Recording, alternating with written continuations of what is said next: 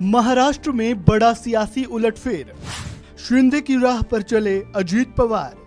क्या शरद पवार से छीन लेंगे एनसीपी?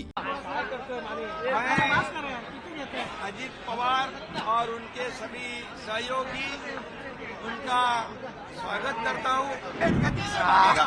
अभी एक मुख्यमंत्री और दो उप मुख्यमंत्री, ये डबल इंजन वाला सरकार मोदी जी के नेतृत्व में चल रहा था, इसको भी ट्रिपल इंजन मिल गया है। ये अभी बुलेट ट्रेन की गति से भागेगा।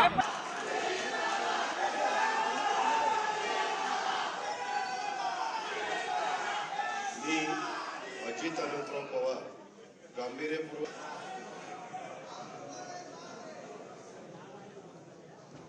ये तस्वीरें रविवार को महाराष्ट्र से सामने आई, जहां डबल नहीं बल्कि अब ट्रिपल इंजन की सरकार चलेगी। जी हां, ट्रिपल इंजन, बीजेपी, शिवसेना और एनसीपी।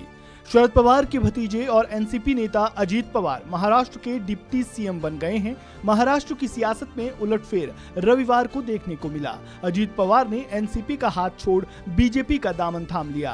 राज्य के उप मुख्यमंत्री के रूप में शपथ भी ली। इसके बाद उप मुख्यमंत्री के रूप में अजीत पवार ने पहली प्रेस कॉन्फ्रेंस भी की।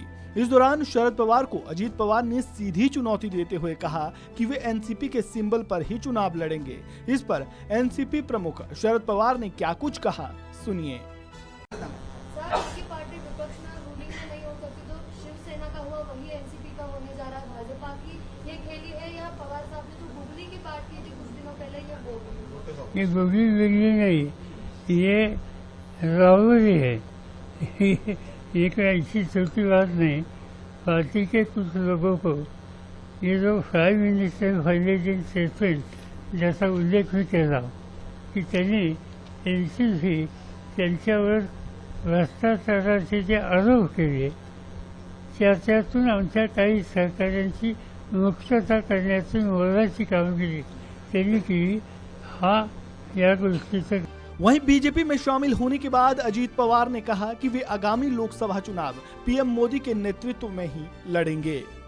नरेंद्र मोदी साहब के नेतृत्व में ही लोकसभा हो या आगे वाले चुनाव हो, वो सहयोगी पार्टी के नाते, जैसे हम इससे पहले कांग्रेस के साथ जाते थे, तो बीच में हमने शिवसेना के साथ हम 2.5 साल गए, वैसे अभी आगे विधानसभा हो, लोकसभा हो, लोकल बॉडीज का तो चुनाव वहाँ के डिस्ट्रिक्ट के हमारे कार्यकर्ता सोचेंगे, वहाँ के लीडर सोचेंगे कि क्या करना चाहिए क्या नहीं करना चाहिए।